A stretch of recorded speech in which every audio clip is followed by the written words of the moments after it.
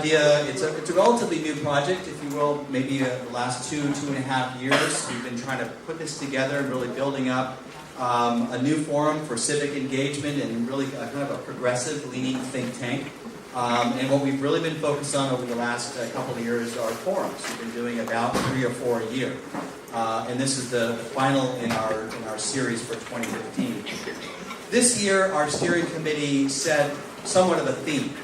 We wanted to start off 2015 and come to the end of 2015 by thinking about what does it take to win these days? Where are we in this political moment? And what have we learned?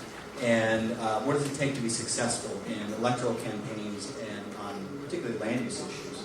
And so we started off the year by having somewhat of a reflection on 2014 and thinking about some shifts that are taking place in San Francisco in terms of voter constituencies and electoral engagement tactics and sort of strategies looking ahead. That was very interesting. Secondly, we had in May a forum on successful coalition building strategies from around the Bay. We had not only San Francisco, but from the Peninsula, from the East Bay, of understanding how broad cross-sectoral coalitions were put together to win some very significant campaigns. Thirdly, we had in the summertime a forum on community building, which was really led by Gordon Chin, the longtime leader of Chinatown CDC, reflecting on his book, and others who were connecting to current struggles, community and neighborhood struggles, and how that related to the past. Which leads us then to tonight, our final series in the forum series in this year, which is Will the Rent Come Down After November? It's really looking at all the things that are on the ballot ahead of us and trying to roll that up together and say, where are we now at the end of 2015 compared to where we started? We have a very excellent group. We have a special format for tonight's forum.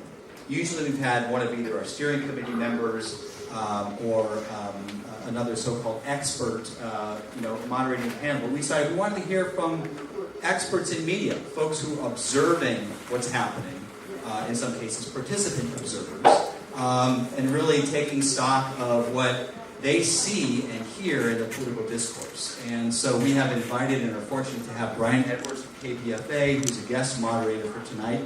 He will introduce the other guests.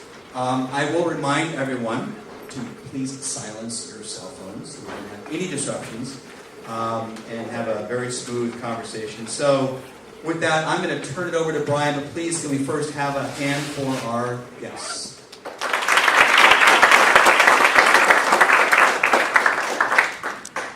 How y'all doing tonight? Awesome. How about another round of applause for urbanIDEA? I couldn't think of a better moment in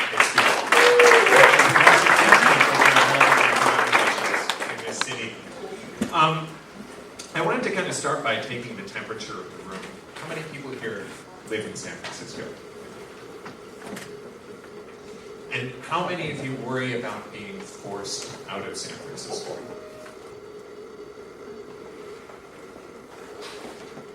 And how many of you grew up in San Francisco? And how many of you could afford to move here today?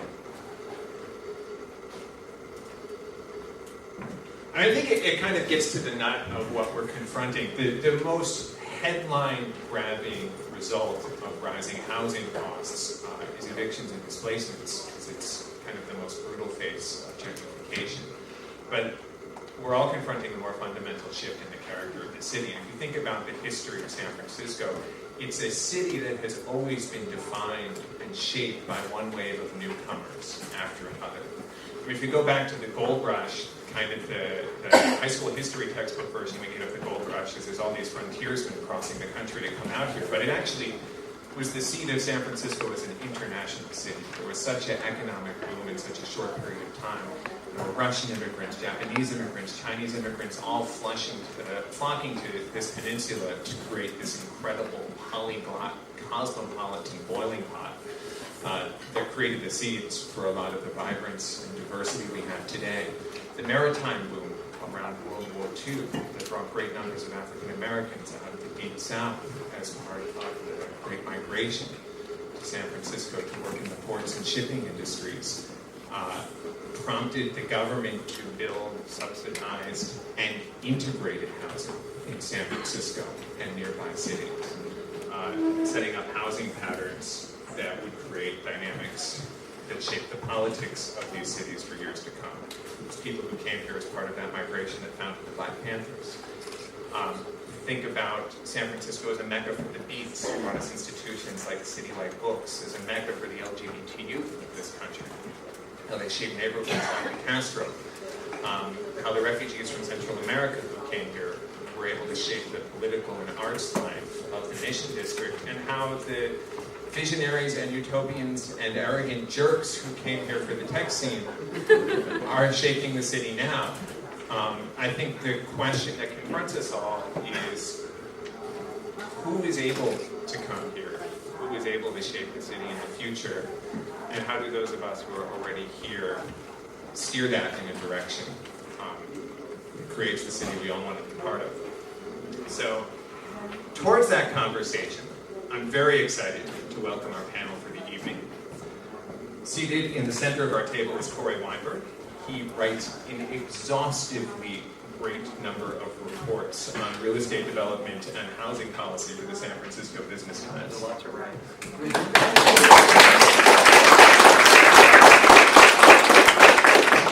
Immediately to my right is Kim Cutler. She's a technology journalist for TechCrunch, where she writes exhaustively lengthy, deep dive articles about housing policy and housing fights all over the region, from San Francisco to East Palo Alto.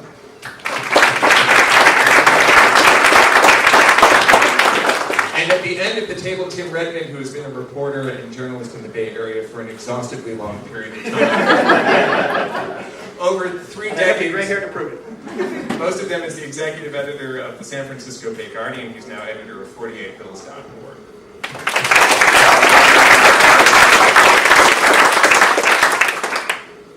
So I wanted to start on probably the most politically controversial measure on the ballot, which is the proposal to impose a moratorium on market rate housing development in the Mission. And Kim, you've been the strongest advocate of this measure in your writing.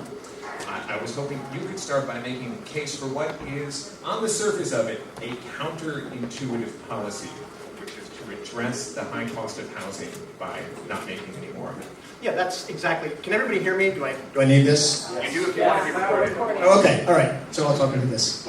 Yeah, it sounds counterintuitive, and I was an economics major in college, and what they tell you is supply and demand, and you reach an equilibrium and all that.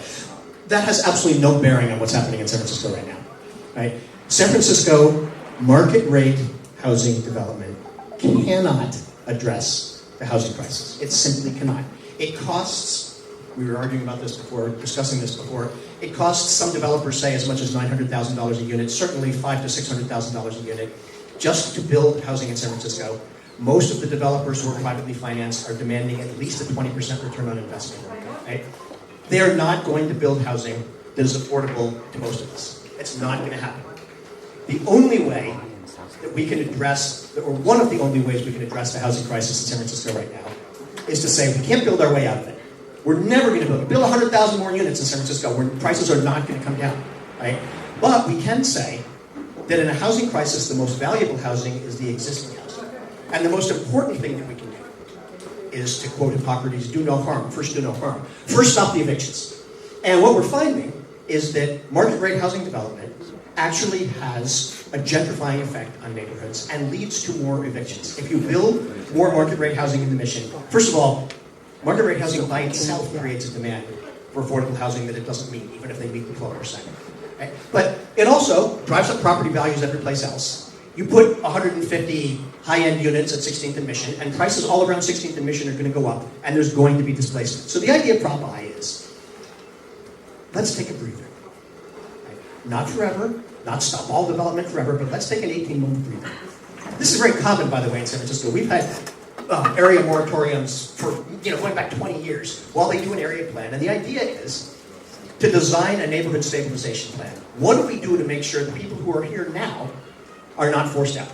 And let's do that first before we do anything else that could continue to have the effect of driving people out. And we know that in the Mission right now, People are being forced out. 2,000, 3,000 Latino families have been forced out just in the last couple of years. And we got to say that's not okay. So let's take a breather and try to figure out how to address that first before we do any more building.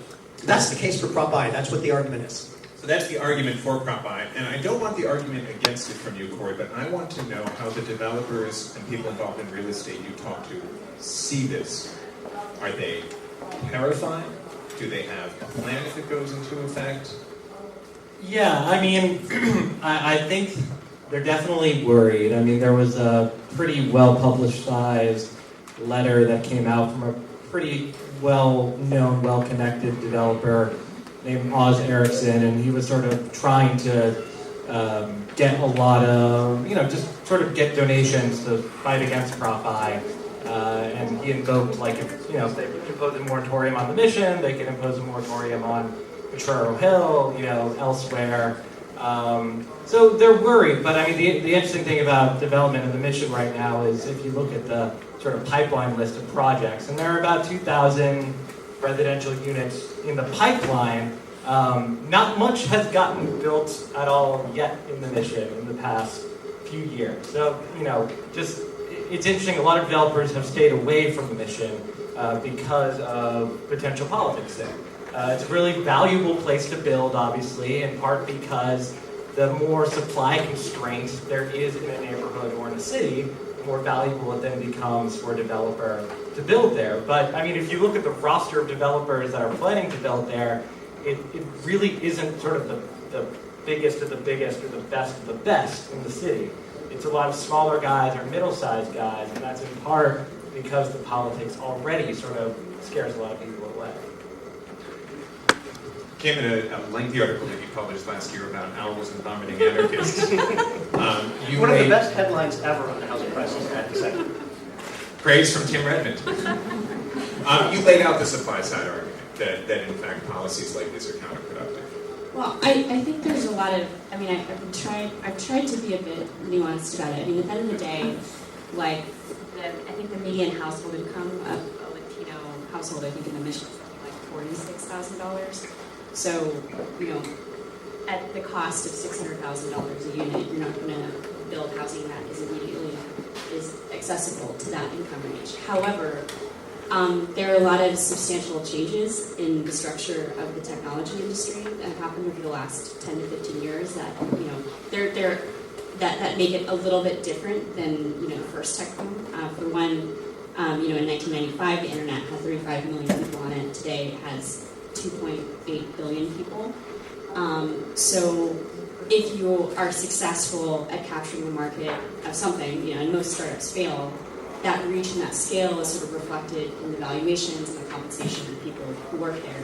And if you find product market fit and you can grow a business, you can grow enormously quickly. I mean, you can just sort of think about, the reach that Instagram was able to get in 18 to 24 months. And at 12 people, it was acquired for $1 billion, and is now at 400 million users as of last week. So the speed and the scale is really structurally different than 10, 15 years ago. And, not only that, I think when the Eastern Neighborhoods Plan was passed in 2008 for the Mission, at the bottom of, the last financial crisis, all of these policies and ideas were laid out around protecting the existing Latino low-income community there. The issue was that there were, a lot of sort of confounding variables in that goal and in that plan. The major one being the South Bay cities not building an adequate amount of housing for their employment growth. So today, for example, Cupertino has, they approved Apple Campus 2, which will bring 13,000 additional workers to Cupertino on top of the 16,000 workers that are already there. But the RHNA or RENA requirements for housing for that city only require that city to build another 1,064 units. And Cupertino has sort of planned 1,400 units.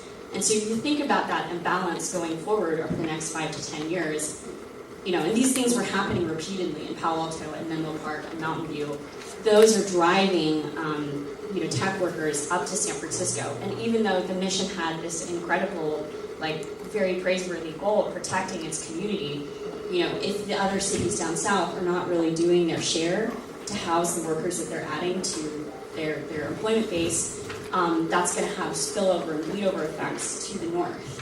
And then the other thing that was difficult about the Mission situation was that the city defunded the only nonprofit developer in the neighborhood. And so land a decade ago after the first .com bust was substantially cheaper than it is today. And the only entity that could have been able to acquire that land specifically for lower income housing was not around and was not capable of doing anything about it until the last year or two. So, the concern is there should be a higher amount of housing set aside for the community that's already there, but we also need to figure out how to finance that if it's going to cost several $100,000s in subsidies per unit. And you also need to acknowledge the speed and scale at which the technology industry can churn out companies today. And if those workers have nowhere to go, they will compete with the existing community for the existing housing stock. So this is increasingly something that concerns the tech industry because even their new employees are having trouble affording housing in the San Francisco area. So I think often people who are concerned about displacement lump tech developers and landlords into the same evil capitalist bucket, but they all have distinct interests. What are the tech employers in the Bay Area thinking about housing policy? What changes would they be willing to support? I think it varies considerably, company by company and firm by firm. A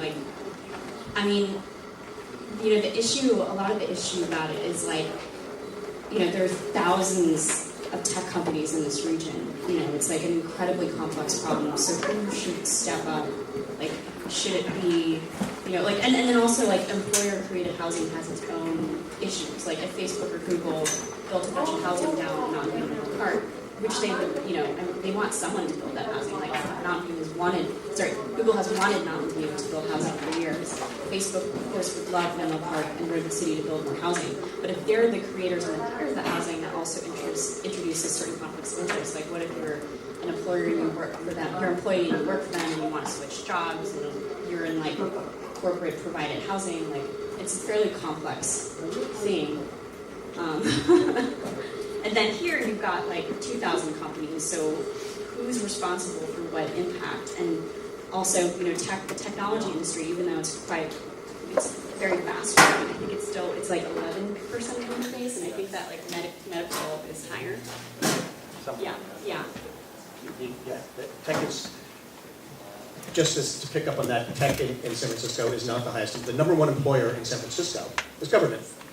City and County San Francisco, federal government, UCSF, public agencies. And number 2 and 3 are hospitality and healthcare. And think about those workers. Government workers have many decent union salaries, but they're not making $1 million a year. And neither are most healthcare or hospitality workers. They're not mostly brain surgeons. They're mostly people who change the sheets. Yeah, so we have the biggest industries in the city we're providing no housing for. And just to say for the record, Kim and I agree about what's going on in the South Bay. We have no disagreements at all. That it's insane to let Cupertino bring in 13,000 more employees and not build 1 unit of housing. What that does is it outsources their housing problem to San Francisco. And then the employers down there create a private shuttle service to bring their employees from San Francisco to the offices in an area where no one will build any housing because they like their suburban lack of density. And there is no regional agency that has the ability right now to say to Cupertino, you cannot accept the Apple jobs and the taxes that come with it unless your city council agrees to build housing for those. There's no agency that can do that. And the minute you start talking about that, it's like the black helicopters. I mean, seriously. The minute you start saying that we're going to have regional government that tells Marin and Cupertino and Menlo Park that they have to build more housing, particularly affordable housing, you have people coming out of the woodwork. 21? What? It is. It's Agenda 21. And if you go to these hearings and you hear these people, it's crazy. So instead, guess what? We'll just stick San Francisco with the problem. Or Oakland. I mean, Or Oakland, yeah. they also hate heights as much as we do a lot here. I mean, the one place on the peninsula that's built a lot of housing is Redwood City, and people are up in arms about all the new large apartment buildings there. So I feel like it's easy. The planning director there's a lot of panels like this that San Francisco's planning director sits on, and I go to a lot of them, and every single one he points to this issue, which is people in the South Bay aren't building enough housing. And it is a huge part of this policy discussion, but it's also like the easiest thing to talk about, I feel like, right now, because it's always easiest to say, like, those people down there, like, aren't doing their fair share. And it's true. It's just like, it's a crutch I feel like we're starting to, like, lean on a little bit too hard in San Francisco.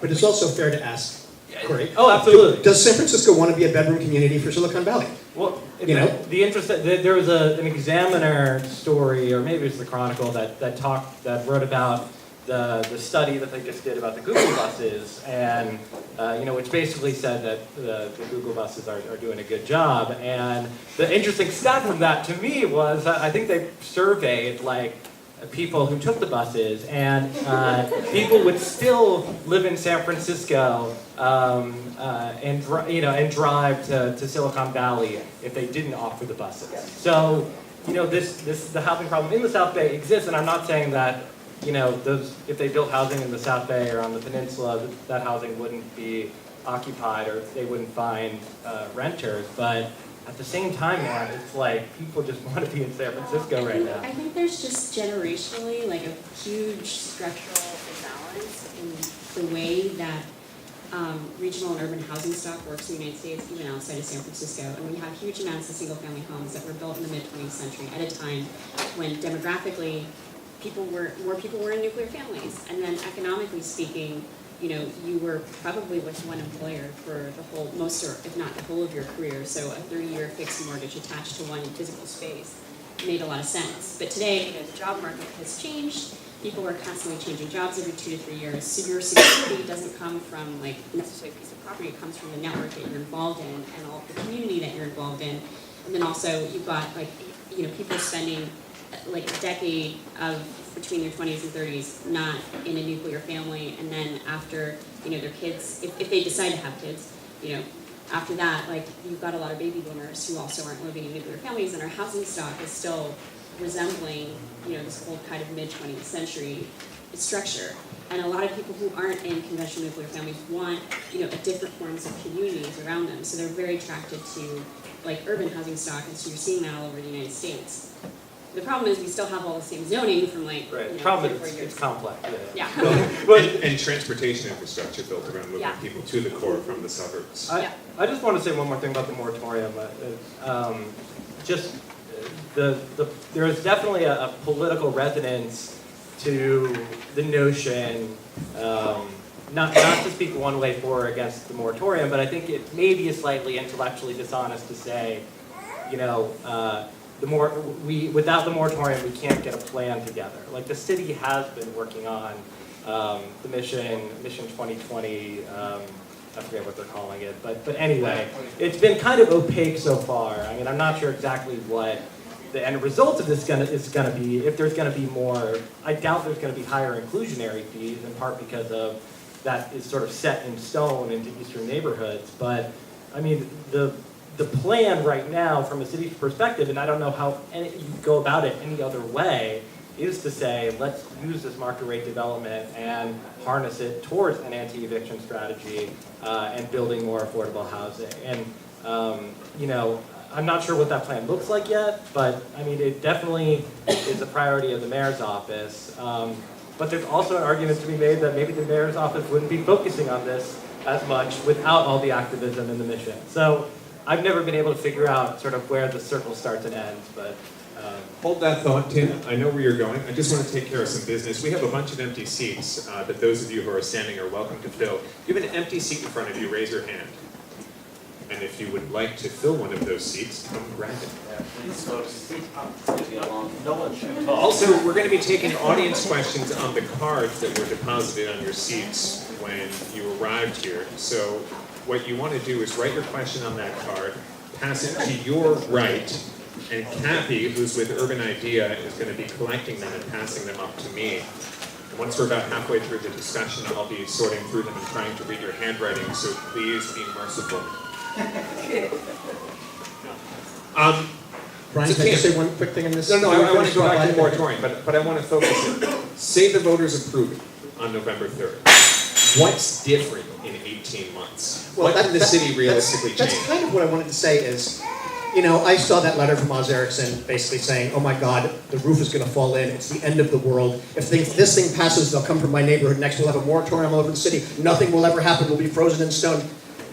It's not going to be that way. It's really not that scary. 18 months passes really, really fast in planning terms. And as you said, there's not a lot of big projects going on in the Mission now anyway, as Corey pointed out. In part, the big project at 16th and Mission is floundering because there's been a dispute between the property owner and the developer over who actually owns the land, and that's going to be in court for 2 years. So a lot of these projects, it's not like a whole lot is going to be stopped. What it's going to do is it's going to give the city a psychological pause, but more important than that, I think more important... progressives a political way. Right, it's true. But more important than that, all right, 18 months, I say, passes really quickly. What it's basically going to do, and we've done this over and over again in the city, is it's going to say, let's have a breather, but then it mandates that the city come up with a neighborhood stabilization plan. What does that look like? Well, when Chris Daly was the District 6 supervisor and they put up that big, horrible, ugly, phallic Rincon tower by the side of the bridge, I'm speaking not whether it's good or bad policy, I just think the place is hideous. But when they put that up, Chris basically went to the developer and said,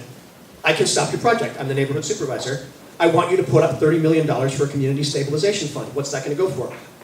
One thing is obviously affordable housing, but also it goes for example, rent subsidies for nonprofits who otherwise would be forced out by escalating land values. So I don't know exactly how you do a neighborhood stabilization plan. That's not my expertise, but I can say that that's the important thing that comes out of this, is it's a statement that says what's going on in the Mission right now is not acceptable.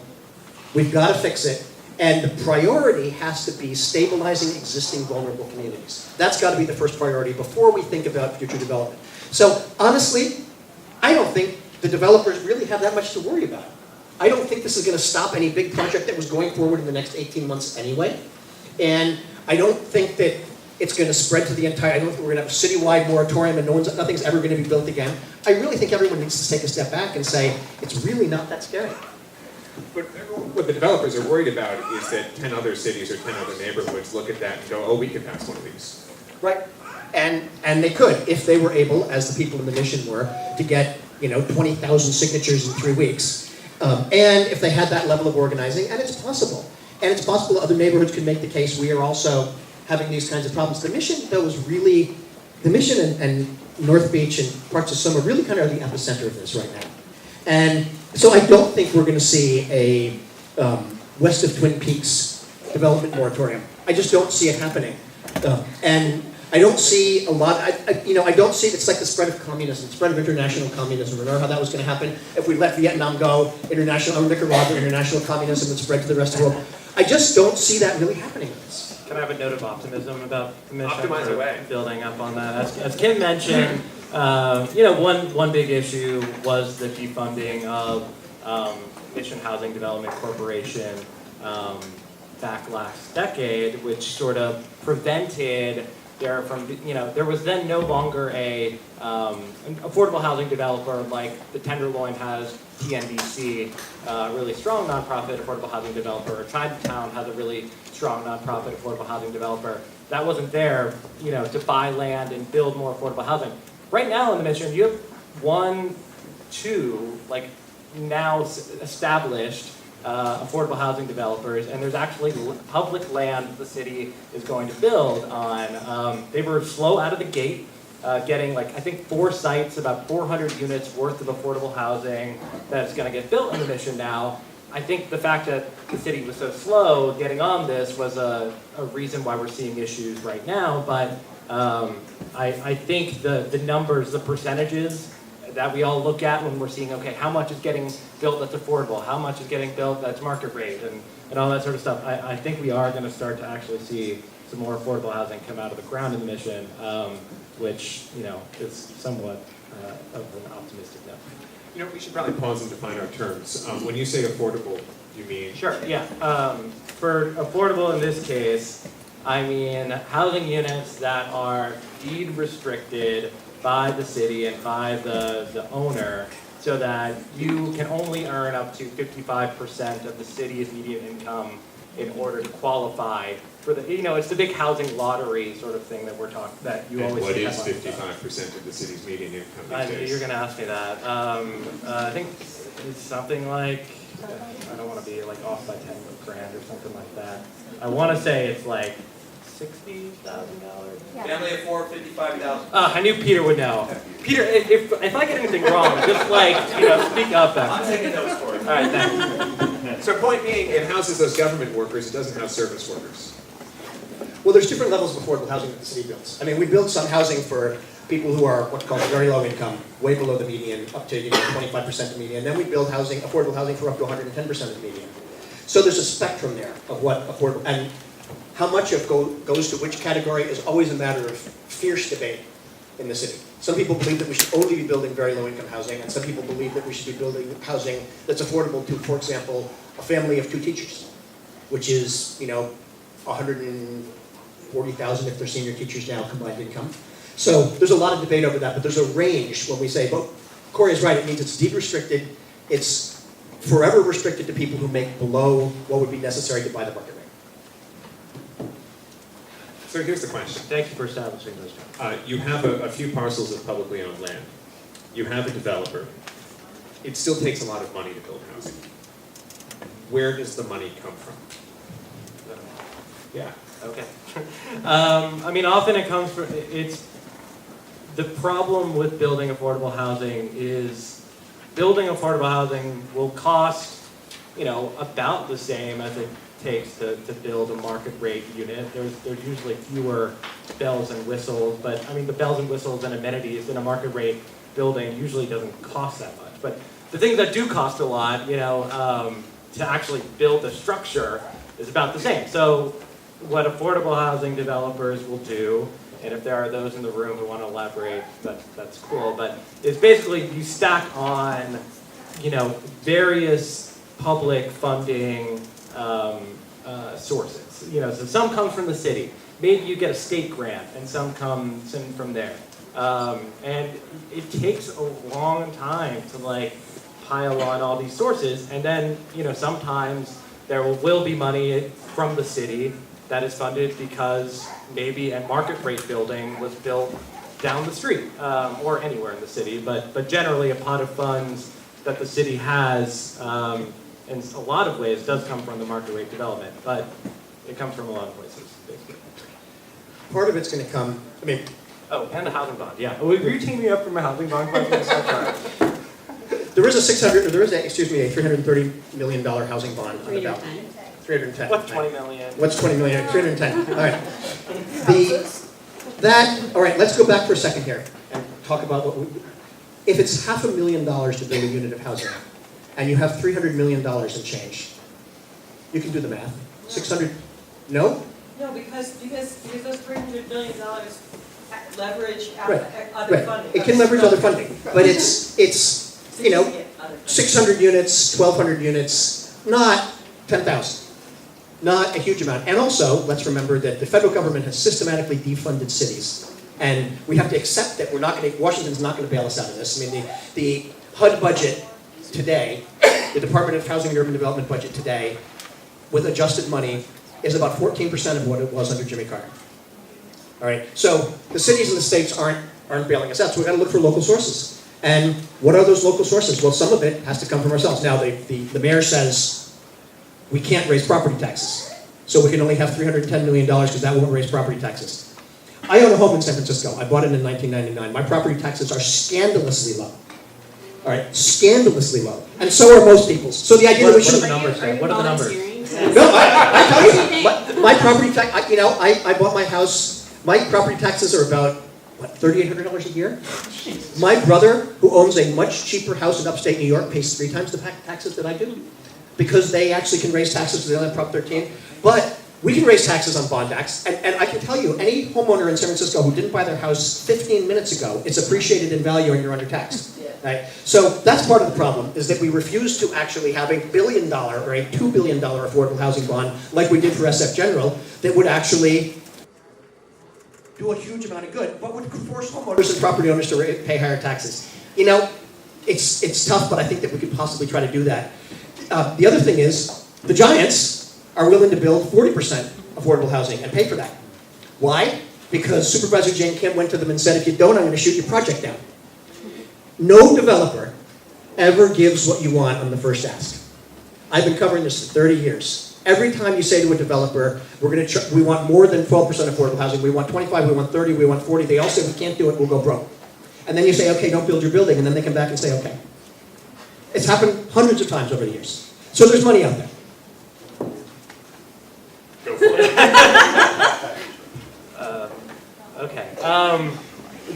A lot. So a lot of that is true in terms of the negotiation of all this stuff. Like, somewhat it's true, but just the broader counterpoint to make to that is that, you know, when you get into this, we're in this housing crisis in part because of the sort of politics that San Francisco has owned for so long, which is that negotiation fight that sort of goes back to when activism started in the 60s, and then towards the Western Addition, and the fights to save Soma and all that, and that is sort of where, you were there for some of it, maybe not back, that far, Tim, but at a certain point you have to make a deal, and it's great to sort of say and challenge the giants, and I would add that 40% that they're building is because they're building a very broad range of income levels where it's still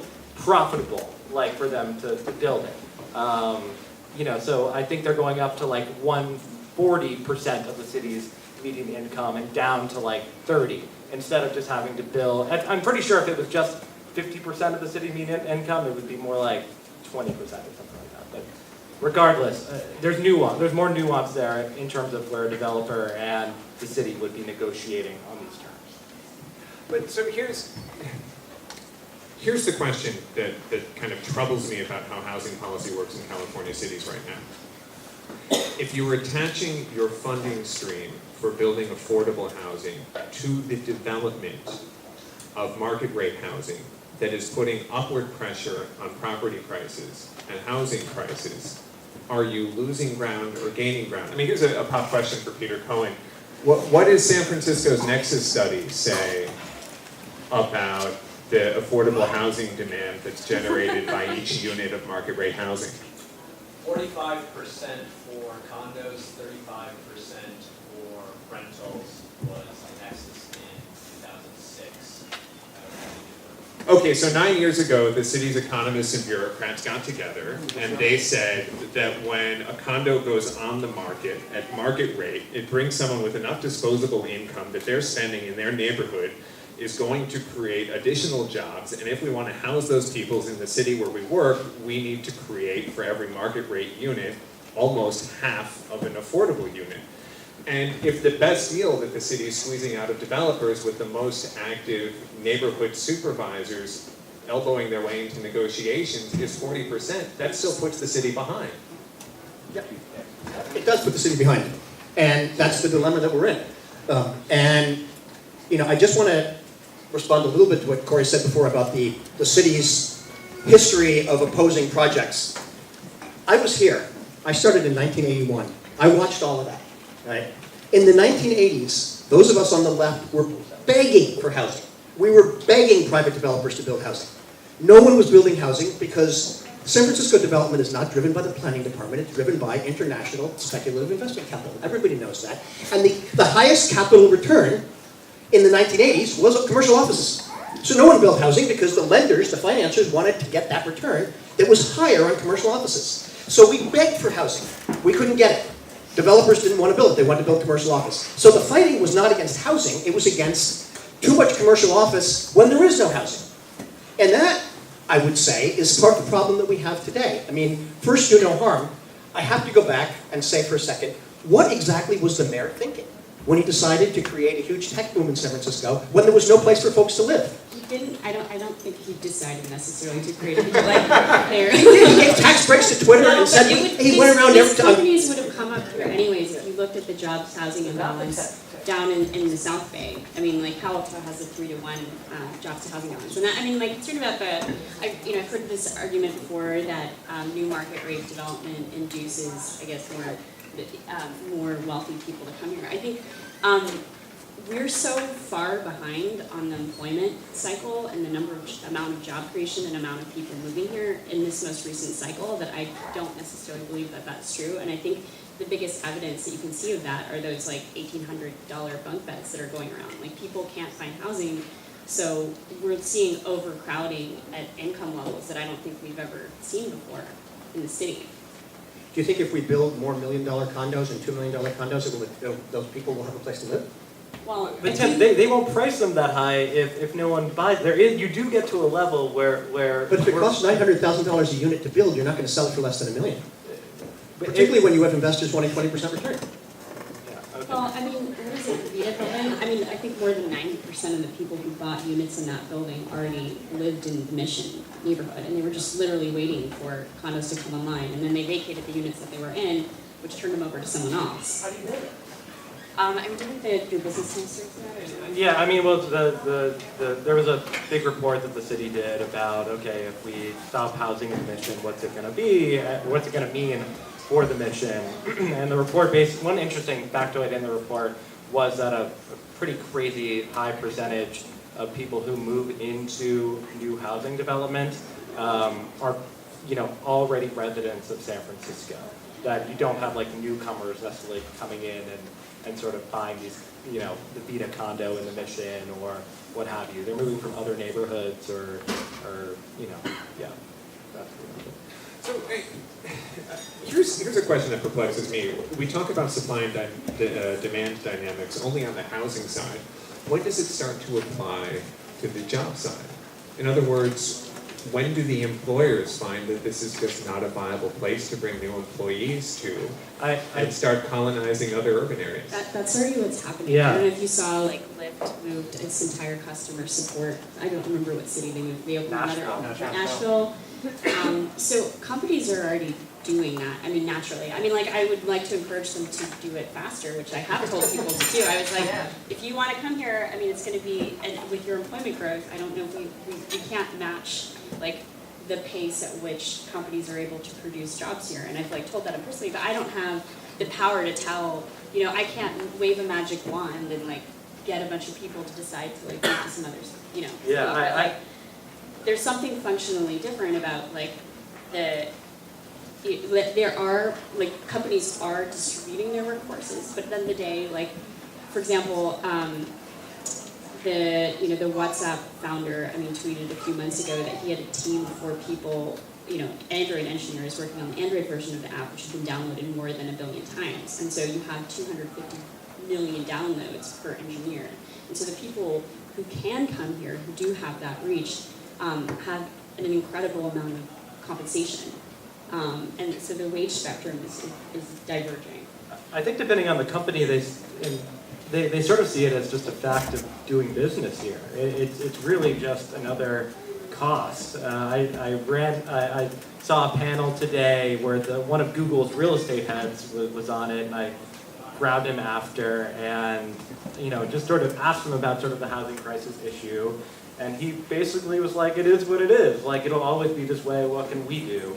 The governor pretty much also said the same thing the day before, which was depressing. That was super depressing. Yeah.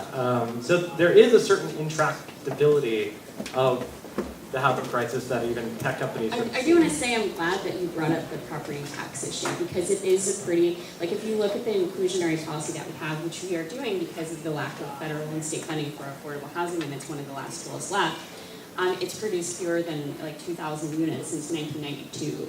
And so it's a lever, but it's not really ultimately an effective lever, because you're trying to squeeze the profits on a couple, on the remaining redevelopable parcels left in the city, but you're not examining all this other land that is also getting, crazy 15-20% year-over-year appreciations in price because of what's happening in the city. Like, if you look at Palo Alto prices have more than doubled since 2006.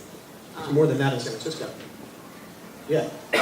Let me just also add to what the companies, I'm with Kim Lai. Once again, we have an agreement.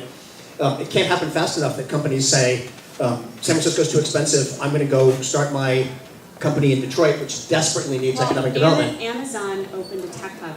That's happening. There's a guy. I mean, like people. It's weird. People have this notion here. They're like, why don't tech companies move to Detroit? But Detroit is everywhere that you have a city. Everywhere that you have city, it's just incredibly complicated. I know it is. Well, the other problem. I was in Detroit this summer. The other problem So is half the city looks like it's been bombed. The downtown, there is a waiting list for the housing that is being put in and clean up high-rise. The Because Quicken Quicken Loans did it, guy yeah. bought 78 buildings there. Right. And so he's effectively betting on the land and he's getting tech companies to move in there. But- And that will be incredibly complicated for that city as it well. will, but here's the problem. You've all heard of the 15-minute rule. This is what venture capitalists say. Right? Venture capital, most of I've the never heard of that rule. okay. Venture capitalists. I didn't make this. I thought everybody knew this. This is something you read in the business publications. Most of the venture capital that's going into tech startups comes from the Bay Area. And most venture capitalists will say that they want the startup that they fund to be within a 15-minute drive of where their office is. That's not happening. So why are they in San Francisco then? That's not Well, happening. because they're, We- well, we- 15 we minutes, did half a an hour, the poll traffic's bad. at But- It's like 2 hours these days, rush Yeah, hour. but they, one of the things, and again, this is something that you read in the business press, venture capitalists are saying they want the startups near them. They don't want to have to fly to Detroit. They want their startups near them where they can keep an eye on them. And since so much of that capital is in San Francisco, that's another factor that's driving. I'm just saying that's another factor. It's not everything, but it's another I factor. think that whole idea has actually been changing over the last 10 years. We actually ran a panel at Disrupt like a couple weeks ago, and one of the VCs in that board, they said one said 80% of their companies were not in the Bay Area, and increasingly there are funds. I mean, I can name tons of firms. Their whole model is to take advantage of the lower valuations outside of the Bay Area and in other parts of the world. So that's already happening. It's just that, again, there's so many individual companies and individual company founders. Even if the most powerful VC said, guys, why don't 50% of you just go somewhere else? Those founders are still making individual decisions where they're looking at the pool of engineers here and they're saying, this is where I can actually hire people, so therefore I'm going to come here. And so let's pivot. There's a lot on the ballot that we want to kind of get through before the end of the day. And since we're talking tech, let's talk tech and politics. The proposed regulations on short-term rentals, like Airbnb, have now drawn $8 million in opposition from Airbnb. And one of the remarkable developments is not just that a company is pouring a lot of money into defending its own financial self-interest, but that it's organizing its client base. It's turning everybody who has listed a rental on Airbnb or rented a place in Airbnb into an organizer, into someone who will turn out to public comment periods and so forth. I'm curious, what you all think of the significance is of these newly created wealthy companies being political players in and of themselves, not just political financiers. I mean, they didn't. So I don't necessarily. I haven't covered this ballot measure intensely, so I don't know all the complete nuances of it. But just the general overarching point about your question is I feel like the company, as long as they're working within the existing law, do have a right to, sort of spread their message and organize and all that sort of stuff. They have been sort of held up, as this emblem of evil in the city. So why shouldn't they throw everything to defend themselves? But, I mean, to be fair, they've been breaking the law since their inception. That's certainly. And in fact, like Uber, their entire business model relied on breaking the law. They had no business model if people followed the law in San Francisco, which didn't allow short-term rentals. So they would have never been successful. They would not be valued in the billions of dollars they're valued at now if they're hosts and they followed the city law. So now they're putting up a lot of money to make sure that actually that can continue, because there are now, somewhere between 4,000 and 10,000 short-term rental listings on any given night in San Francisco. You can argue that some of them are on different platforms, but probably 4,000 to 10,000 is a good estimate. And last time I looked, there were 615 registered. 618 as of August. 618 registered. And you can't legally host unless you're registered. So that means that somewhere in the neighborhood of 80% of the users of Airbnb are still breaking the law every time they host somebody. And if they all had to register, a lot of them wouldn't do it, because the law also says, the existing law, the current law in San Francisco, not Prop K, the current law says you can only rent out the place you live in. Right? You can't buy a building, evict all the tenants, and put those units on Airbnb. By some accounts, well over half of the existing Airbnb units are not in the place where somebody lives. They're units that were taken off the regular housing market to be used for short-term rental. That's illegal now. Those units can't possibly be registered. So Airbnb is going to lose, I would guess, at least half of its business in San Francisco if people have to follow the law. So this is a huge threat to them. This is an existential threat to this multi-billion-dollar company. And that's why if San Francisco does this, they are afraid, this is one that is like the international spread of communism. If San Francisco does this, you know it's going to happen in Seattle, and you know it's going to happen in Portland, and it's already starting to happen in New York. So they're terrified. They will spend whatever it takes to defeat this thing, because all it says is, forget the spying in the units and how many nights you're living where. The essential thing, what Airbnb can't tolerate, is the idea that you can't put a unit on their site unless it's registered. And half or more of their units can never legally register. That's what they're worried about. So, I guess the question I keep kind of returning to is, does the tech industry as a sector kind of coalesce around a set of interests, the way developers as a sector do, the way landlords as a sector do? I'd say it's it's not a cohesive, there's so many different types of companies that have so many different types of interests that focus on different businesses. There are large-scale corporations that have very different interests in startups. I do think that But how having more. many of the big employers that are sweating the fact that they have to pay their entry-level employees more than they want to because otherwise they'll be sleeping on the street, are willing to put political money behind public policies that will make housing more affordable? If you look at some of the margins like on Apple or Google, I don't think, paying their entry, I don't think it's an object to them necessarily. They are worried about cost, but I don't think sweating it is how we would put it for the large scale companies. For startups, maybe it's something different. For a startup on just angel money or that's bootstrapping, yeah, that's a totally different story.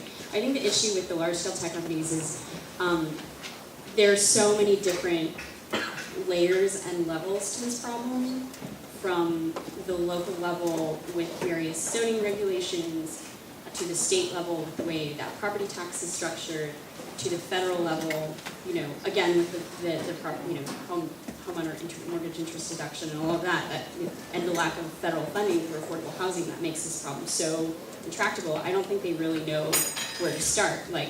If you're Apple and you've got employees all over the region, which city do you go to? Do you go to all of them? Who's responsible for it? Will there be blowback? Considering the blowback that's already happened here in San Francisco over the last year. I think a lot of people are incredibly frustrated, and they're not really sure where to sort of target. Is it Menlo Park? Is it San Francisco? Is it Oakland? Well, I think more than where will tech money go in this election, or where will how will tech sort of help in terms of housing solutions. The bigger question for me is how many of these people are going to vote?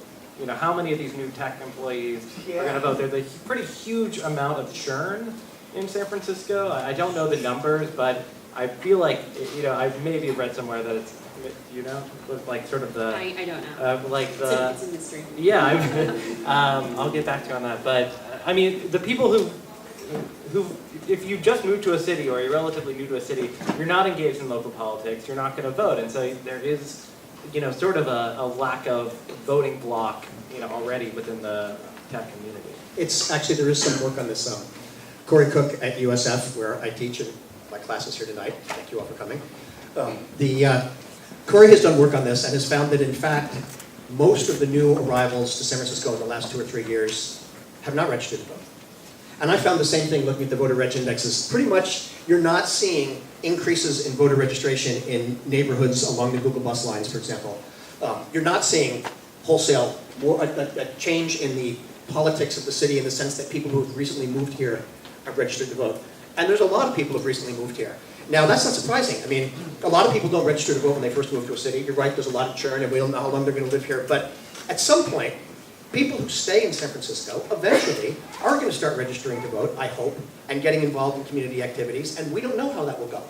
We do know that right now, the tech industry doesn't work as a block in any way. It's not like the old days when the developers in the Chamber of Commerce and you know, the big corporations in San Francisco, Bechtel and Bank of America, were all on the same side, and they all sat in the same room, and they were all the same big block. We're not seeing that with tech. We're seeing different people, a lot of non-engagement, and a lot of kind of different engagement in different areas. And then you got people like Ron Conway, who thinks he can single-handedly run the entire city. And I don't think he represents the entire tech industry at all. He thinks he does. But I don't think the rest of tech does. All right, one final question to you three before we get into the audience question portion of the evening. I am curious, as journalists, which housing stories you think are not getting the attention that they merit?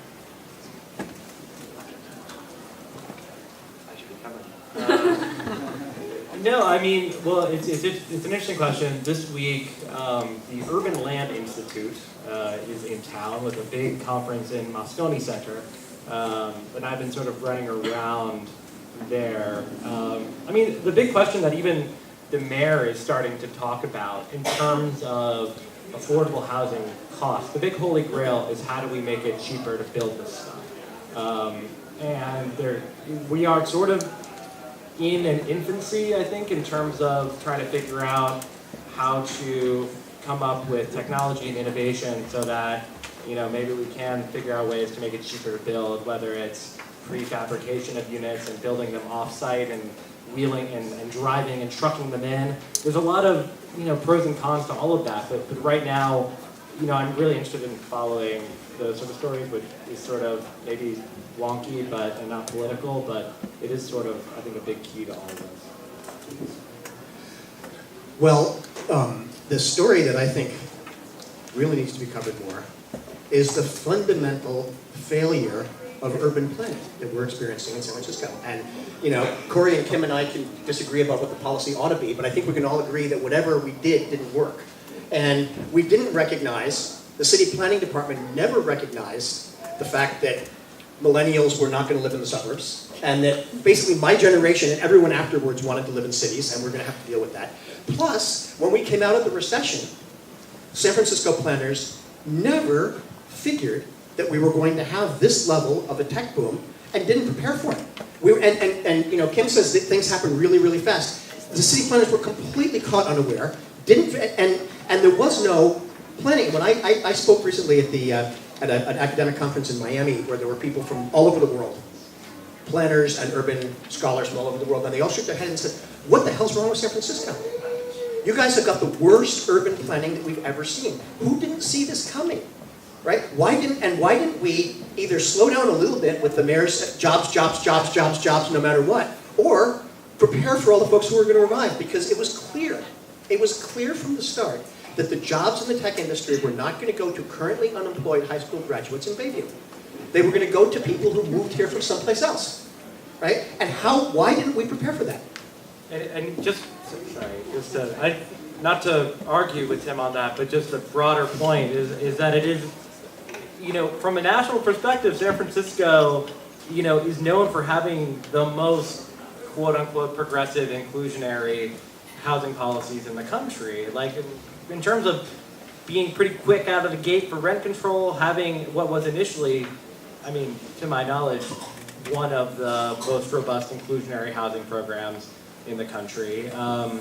And so you also have to look at some of that stuff too, because as much as that has helped people stay in their homes, and in terms of rent control and in terms of subsidizing more housing for low-income people, and that's been incredibly important, it has certainly created market distortions. And that I don't know how, and that sort of is where, that's why we have a debate where we are today, is now how do we deal with what we've already sort of set in place and not create too much disruption.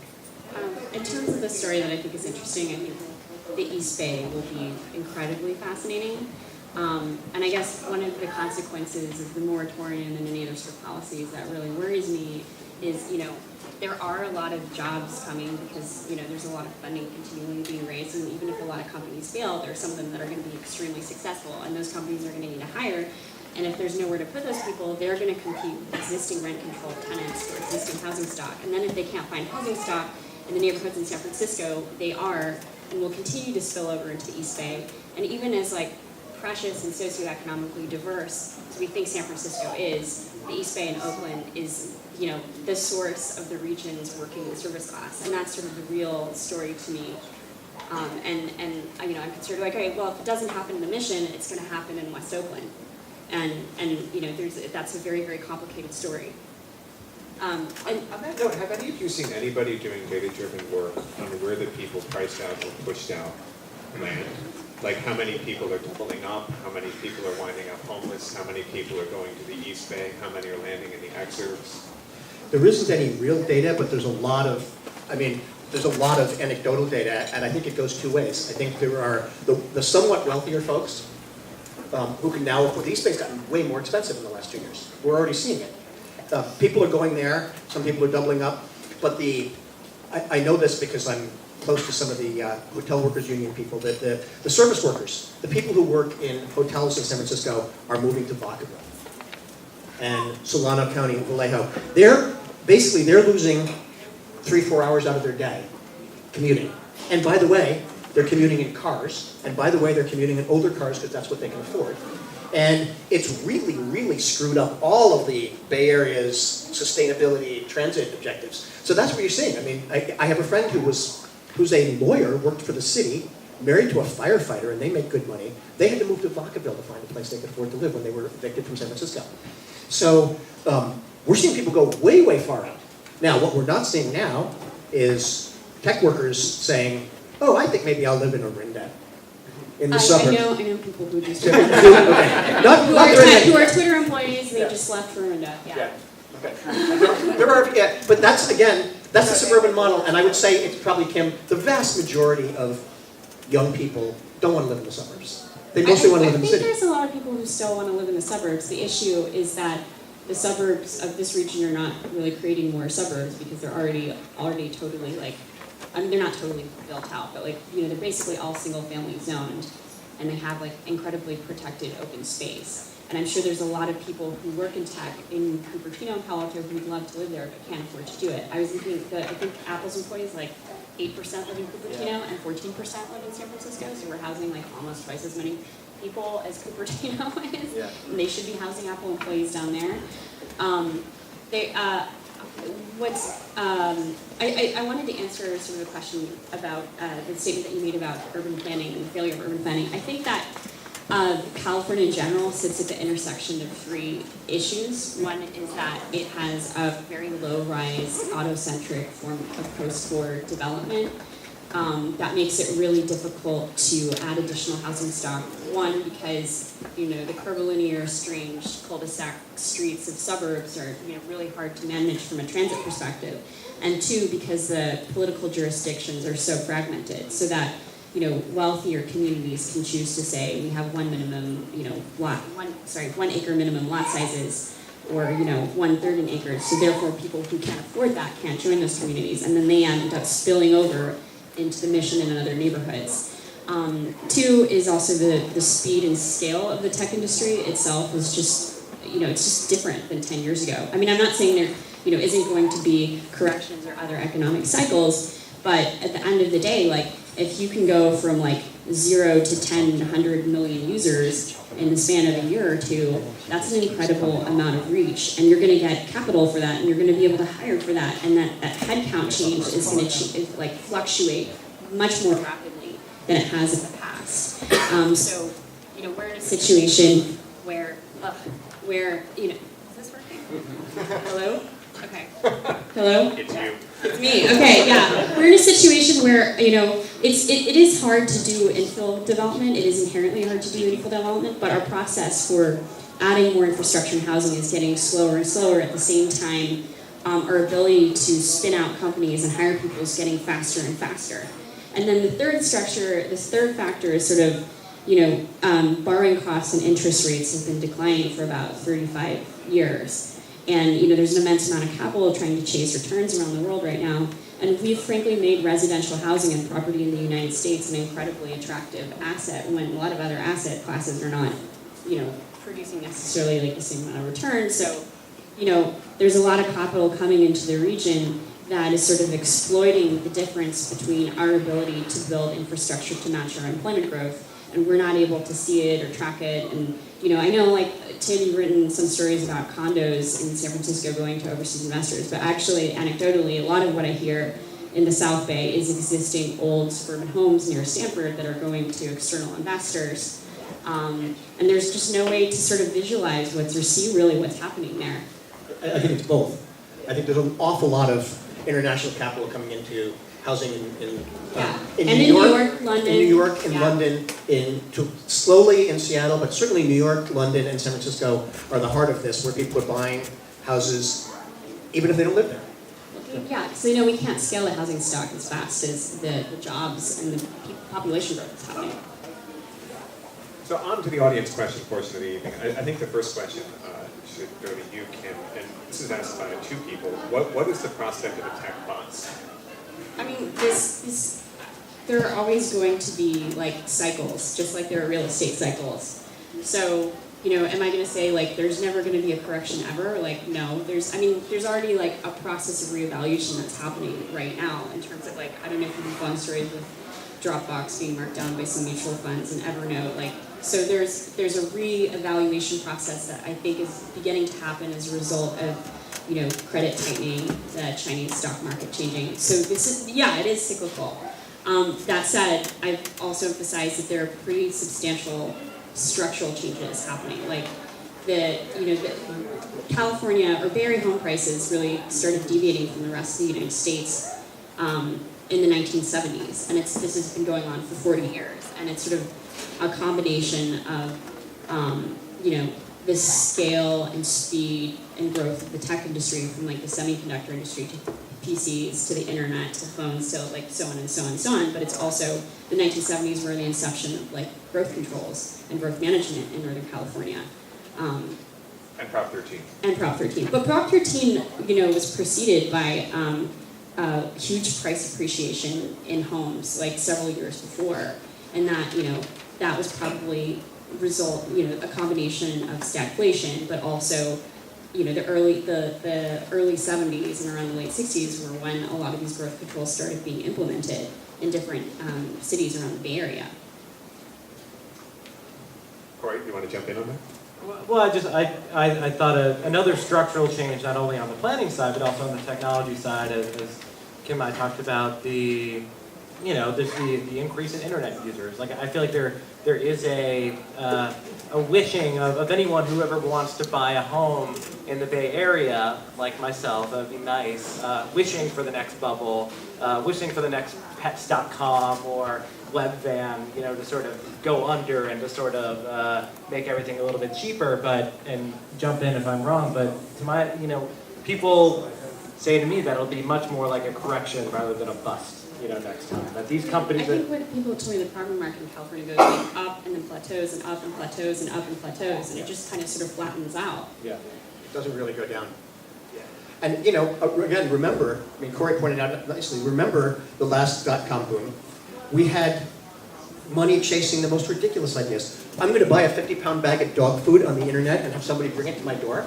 That is happening now, actually. Yeah. Well, that was Pets.com. It didn't work out so well for them. I mean, but the idea is the reach, and the fact that a lot of these companies, Apple actually makes products that people want. And I don't think they're going anywhere anytime soon. And I think that's the case with a lot of the tech companies. I don't see a .com 2 bust the way we had the last bust, where just through Soma, you walk through Soma. We were actually, the Guardian was looking for office space then, and we're going through Soma, and there's like hundreds of empty offices with giant fish tanks and below zero freezers and all stuff that were just abandoned because the money ran out. I don't see that happening this time. I think that, can buy and... Let me redirect the question. You said Apple makes stuff that people want. Apple does not actually make stuff. It designs stuff that people want. So one of our questioners is asking, is it possible that the business model changes, that the vast majority of the jobs, including on the software side, business are models offshored? are always changing. They're literally different every the year. employment structure, the like jobs you that look are in the at, area? you look at what people are working on now, what people are excited about now compared to a year ago. Like people are doing virtual reality. I'm looking at people who are like companies that are starting schools. Like it just changes literally every 18, 24 months. But still, one of the things that urban scholars have found, and Enrico Moretti has written about this a lot, as have others, is that tech hubs, what he calls brain hubs, I hate that term. Because brain hubs makes it sound like everybody who isn't in tech is stupid, right? Like the janitors aren't smart, like they, possibly not as educated, but I hate, but at any rate, the tech It's more of an hubs, academic. I know. Academics always have. I know that, I hate the term brain hub, but nevertheless, we all know what he's talking about. And that people want to move to places, and companies want to move to places where there are other companies like them. It's changed. It used to be that corporations wanted to be in corporate theme parks with gated doors where... Actually, there's a really good book that I read in suburban corporate campuses, and it's called Pastoral Capitalism. Yeah. It's really interesting. But they also, those campuses were also the last to move out in the 50s and 60s, Right. following the workers. Right. So, the companies oftentimes, it's rare that the company sets up the city. It's usually that the company follows the talent Right. pool, ends Absolutely. up being talent pool. Absolutely, and the more, once Microsoft left Albuquerque and moved to Seattle because the two founders wanted to go back where they'd grown up, it made it possible for Amazon.com to move there because there were Microsoft engineers. And this is something that we've seen. So I think the idea that those of us who want to see housing prices come down can rely on a .com bust to bring prices down, I think we're deluding ourselves. I think this is a public policy issue and we're going to have to grapple with it. I don't think we can rely on the market to just suddenly save us by the bottom falling out of housing prices. Well, it also makes, if you looked at the foreclosure crisis in Oakland, that was just devastating to communities of color there. So what would a crash do here? People who would be best positioned to scoop up all the land in housing afterwards would probably be the ones with the most capital anyway, so. Right. But I don't see it happening anytime soon. I don't think that we can say, oh, we don't have to worry about the housing crisis because eventually there'll be a market correction and people will stop moving here and all of the jobs are going to go someplace else. Well, you're right, Apple doesn't make anything. In fact, I read recently that if you order an iPhone online, only one American worker will have touched that device when it comes to your door. And that's the delivery person. Yeah. But nevertheless, Apple keeps hiring more people in the Bay Area. And I do think that that's going to continue. I don't think we can rely on the market to save us. All right, we've got a lot of questions about speculative solutions. One is, what could you do to curb the amount of vacant units? Speaking of speculation. Well, there are a lot of policy things you can do to curb the amount of vacant units. One of them is a vacant units tax, which in fact has been talked about for... You'd have to start tracking data on You who's would. residing in it. You would. You'd have to track data this. tracking on who's where and when. You would. But Maybe Google could help us out. There's they're already doing that. Now we have They're already doing now we that. have the solution. This is how tech gets involved. We did talk about this for a while before the mid-market tax break. There were people who said, rather than giving a tax break to attract new companies, why don't we just say that everyone who's got vacant property in mid-market is going to get a stiff tax every year until they find a tenant? And they would find a tenant paying less than they thought the place was worth because they're getting... So that's one solution to vacant units.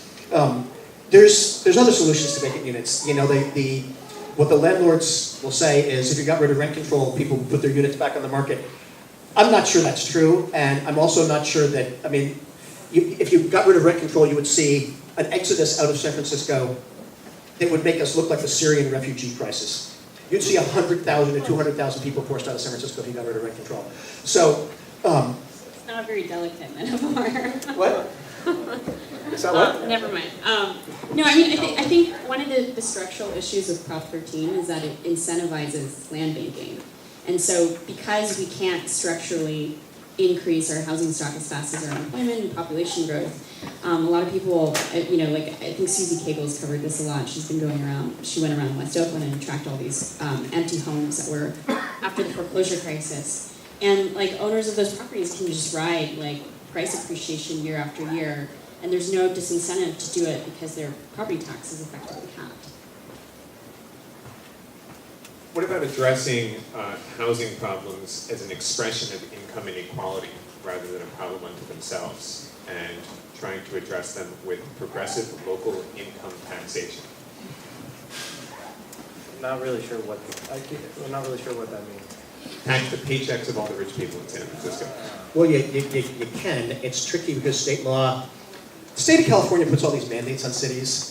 Oh, we've got to absorb this many people over the next 5 years. We've got to build this kind of trend. And then they take away from us the ability to actually deal with the impacts.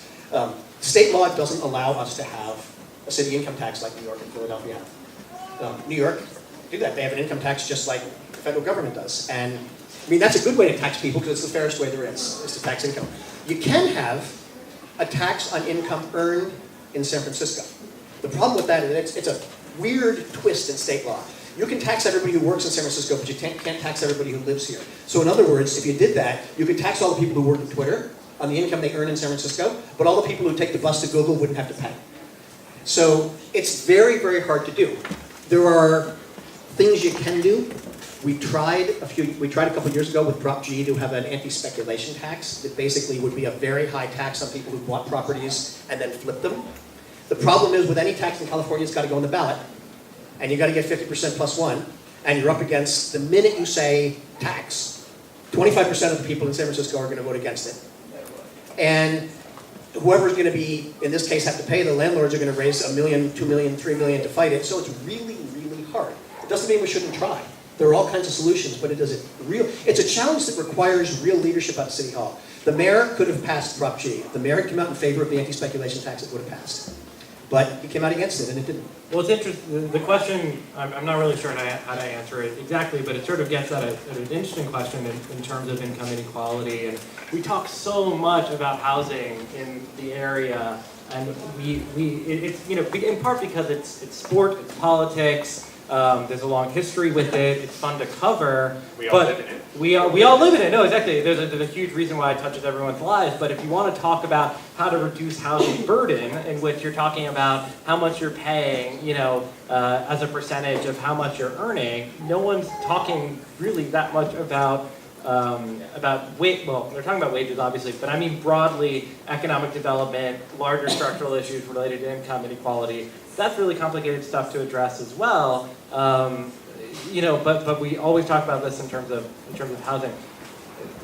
Where I was going with that is that it'll be interesting to watch Oakland right now, in part because Uber just expanded there, and there's all this talk about, okay, how are we going to, as a city, be able to harness sort of the wealth that Uber will bring in? Are there partnerships that we can do with Uber? It'll be interesting to see if Oakland can pull off anything related to, in terms of job training or coding or kind of creative solutions like that to, kind of more close the income gap as well as the housing cost gap.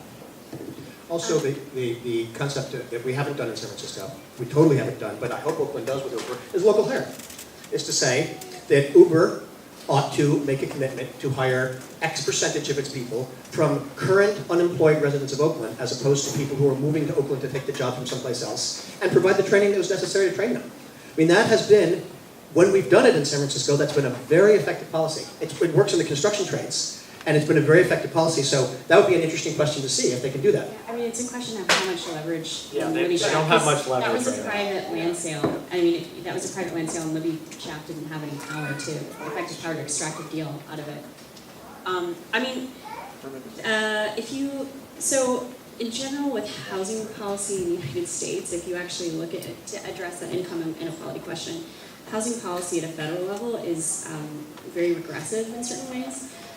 There was a chart, I don't know if you saw, like the Urban Institute did this map of like federal housing policy's impact on income distribution in the United States. And so it started as flat, and then if you factored in like HUD and all the low-income subsidies and the low-income housing tax credit, that helped the lower end of the market, the income spectrum a little bit. But then if you factored in the mortgage interest tax deduction, that was a deeply regressive tax deduction, because the larger and more expensive a home you buy, the larger your tax deduction is. So if you look at the state of California, California is about like a little bit over 10% of the US population, but it gets like about 20% of the proceeds from that tax deduction. And so really in practice at a federal level, that's just inducing people to buy bigger, more expensive homes than they would already buy. And then, of course, in the middle, if you consider the middle, there's basically nothing for the middle, which sort of describes the situation that San Francisco is in today, where we do have a lot of programs and nonprofit developers that are targeted at the lower income of the spectrum, but this crisis has gotten so bad that it's starting to affect people who are classically making middle income wages, and so that's part of what this bond is, which needs to pass by a 2/3 supermajority, next month, is to set aside a portion of it for middle income subsidies.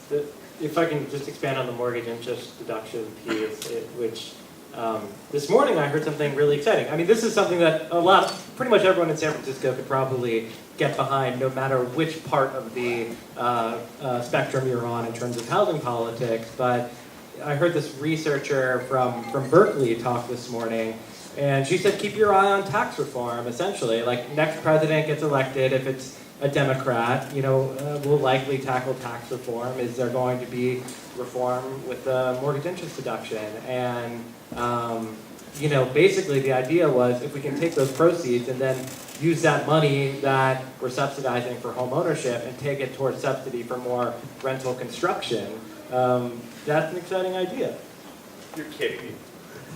Somebody who watches Washington politics thinks getting rid of the deductibility of mortgage interest is actually viable. I said on I was. Capitol Hill? It's more of a cocktail chatter. But maybe, Like a lot of this stuff is, though. Come on. maybe we could get rid of the mortgage interest deduction for second homes. Yeah. I don't That would think, be- I don't think you can. You Yeah, you buy can. a Oh, yeah. second home? Yeah, you can deduct the mortgage on a second home. So maybe we could just do that, so that, like, the Mitt Romneys of the world who own like 19 houses wouldn't get a mortgage deduction on the 20th. That would bring up a significant amount of money, and but I agree. God, this is like, it's so hard to get anyone in Congress to move on the mortgage. It's like Prop 13 in California. I mean, And it's Prop just so 13 hard. is so, I was looking at the Santa Clara County Assessor's report, and it was just like, people who bought their homes after 1999 in Santa Clara County, I mean, they have 78% of the tax assessed value of residential property, so they're paying like, all the people who bought their homes before 1999, like, they're being effectively sort of subsidized by these later home buyers. Yep. So, I mean, you look at just like every level, federal, state, local, it's deeply, deeply inequitable. Two questions, getting at something I tried to get at earlier, which is how do you engage either the tech community or the tech companies in trying to fix housing problems, either through innovation or enlisting them in the struggle against Palmer, which I think they mean is the court decision that tossed out inclusionary zoning? I mean, I didn't realize it tossed like that. Like San Jose was, I thought San Jose recently won a case where they. Not affirmed. Yeah, it was Yeah. affirmed at the Yeah. Supreme Court, State Supreme Court.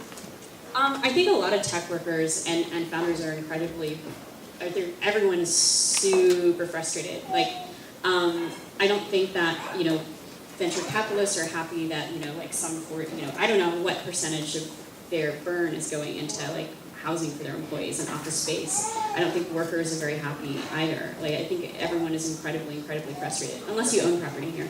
But the question is like, where do people engage? Do we send people to like, every single little city council meeting along the bay, which is probably what's necessary to do, which people are starting to do. Like Palantir has sent employees repeatedly to the Palo Alto City Council. I know a lot of Facebook employees who are pretty frustrated in Menlo Park. It's like, where do you engage and how do you organize them, and like how do you form sort of alliances with some of the like people who are affected up here who are not necessarily part of tech? I mean, it's an incredibly, unfathomably complex structure. And I know that SF Barf is, doing a Sue the Suburbs project, which is kind of interesting. Bay Area Renters Federation? Yes. Yeah. Which I know people have mixed feelings about here, but I do think, at least making a point of, challenging Lafayette for. Yeah, and they have made a difference. I mean, honestly, like, I think there are probably some numbers here or whatever, but I think they, just from a planning commission level, as someone who watches these things every week, like, they do, sometimes make a difference in terms of at least evening out the conversation about a project's impacts. And I believe not everyone in that organization is a tech worker, but a lot of them lean young and some of them are in tech. So, in terms of organizing, that's one new side of activity. On that note, Tim, I'll toss this one at you. Why are progressives in San Francisco fighting housing production here instead of fighting cities in Silicon Valley who refuse to build more housing? Well, we need to be doing both. Not fighting housing production here, but we need to be organizing here and in Silicon Valley. I agree. There was a time when the San Francisco Planning Department would go to other cities and say, what are you doing? There was a time when the Berkeley City Planning Department would send someone to the San Francisco Planning Commission hearings and say, you can't build that high-rise office building because half those people would want to live in my town and I have no housing for them. Right? Why hasn't the San Francisco Planning Department been down at every single hearing, at every single one of these things saying, you're outsourcing your problems to us, you can't do it. Why isn't the mayor going down there and doing it? That's one question. The other interesting question is, we're talking about the tech companies getting engaged. Why didn't Google say to Cupertino, Google's not in Cupertino, yeah. Apple, excuse me. Why didn't Apple say to Cupertino, we want to build headquarters for 13,000 more employees here. It's going to bring in huge amounts of property taxes to your city. This is going to be a wonderful thing for you. Now go build some housing, or we'll go someplace else. The Cupertino residents, the opposition there is, it's all about schools. They don't want more kids in their really high-performing schools. It's really sad. The kids of the Apple employees are going to perform just fine. They're worried about their high schools having I think some of the high schools have 2,300, 2,400 students, and they're freaking out about Well, it. you know what? With the amount of money that they're getting from Apple, they can build new schools. I know. I think they should build a school. So there's a developer of a 30-acre parcel of land across the street from Apple headquarters, and then they've proposed this $3 billion rooftop office park thing with a vineyard on top of offices for 8,000 jobs. It's crazy. 8,000 jobs, 800 homes. The developers who previously had that parcel had wanted to put condos on there, but the community residents refused, again, because of the, schools and traffic issue. But It's that's really gonna, crazy. That's It's going really to evaporate sad. quick when Apple says, well, then we're not moving here. Well, and these companies though, these companies are after space that they can grow into and control, and that does not exist in San Francisco. The reason that they want to be in Mountain View and Cupertino, and they'll deal with the housing, but they're not going to move there because that's where they've already bought up all their land, and that's where they know that they have space where they can, grow into and occupy. It would be kind of a false threat if they said, not if they could threaten to move to Fremont or to Hayward. There's a lot. No, I there's understand what I'm saying. Tesla's in Fremont. I understand. What I'm saying is the tech companies could show a little more civic responsibility in holding cities to the fire and saying, you want our jobs, you want our taxes, now you change your policies and build housing, or we're going to go someplace else. I think you're misreading the dynamics. Mountain View, Google went for all of the office space available, I think, in Mountain View, and they went up against LinkedIn. They need their permission. Google did a very googly thing. They created this creative, futuristic modular canopy structure thing, designed by some Danish architect. And then LinkedIn went by your like standard, safe little suburban office park thing, and Mountain View rebuffed Google and gave LinkedIn the bulk of that allocation. So these cities Google is saying things like, we'll bring tax dollars, and I think they promised something like $200 or $300 million in benefits. It was some crazy amount of money, and Mountain View rejected it and went for LinkedIn. But LinkedIn's also going to bring tax benefits to Mountain View. Yeah, that's why there's so many companies down there. So if Apple says, we'll just do, there'll be some other company that takes a lot of space. I suppose so, but on the other hand, we've talked about organizing the tech sector to solve this problem. If the tech sector, if these companies that are bringing all this money in and that have all this money were to get together and say, folks, we've got a crisis here and we have to force communities to deal with it, and that means some of these suburban communities where we're creating all of these jobs have to house some of our workers, it could have an impact. I think that the getting tech involved question is just a product of urban planning and of generally the housing crisis being really difficult to solve on a policy level, and we're sort of looking for a silver bullet and a Christmas gift from tech companies to solve this for us, and I don't think so. Yeah, like I said, Google did offer a ton of benefits to Mountain View, and I think, I don't know, what would it take? Would it take a bunch of people from San Francisco or Oakland going down to some of these suburban city council meetings and just laying it out? This is the impact that you're having It would. on working class communities in other parts of the region because you're not allowing housing. It would, and I would like to see Ed Lee and Libby Schaaf do that. I would like to see them get much more involved in going down to where these jobs are being created and saying, look at what you're doing to our city. You cannot outsource all of your housing problems to San Francisco. Okay, I think we've chewed that one up. tough question to you, Tim. My next door neighbor lives in this, not mine, the person who wrote this. My next door neighbor lives in a studio with 3 generations of her family. How will the moratorium help her children and grandchildren? In parentheses, they get kicked out when she dies. They get kicked out when she dies. It's going to be really tough. The question is, will the moratorium, the bigger question I think is, will the moratorium keep them from getting kicked out this week? Will the moratorium keep them from getting kicked out next month before she dies? I think that's the bigger, and I think the proponents of the moratorium would say, again, let's go back to Hippocrates. First, do no harm. First, try to keep them in their studio, bad as it is today, so they're not living in Vacaville. And if the moratorium helps do that, it's one step. No one says, and maybe some people do, I wouldn't, and I don't think anybody from the Yes on I campaign would say this is the solution to the housing crisis. This is how we're going to stop all of the evictions. This is how we're going to build all new affordable housing. Nobody says that. I think some people would say it is a piece of a puzzle that starts with saying the city is going to move a little more slowly than the internet moves, and then tech money moves, and we're going to say, let's get our act together first. So I can't say, if they get kicked out when she dies, and I don't know why that would be, but maybe there's a reason why under the lease they... she's the master tenant and they get kicked out when she dies. I don't think Prop I is going to solve that problem for her, but I think, as I say, it may keep them from getting kicked out while she's alive. How? She's rent controlled. She's already protected from eviction.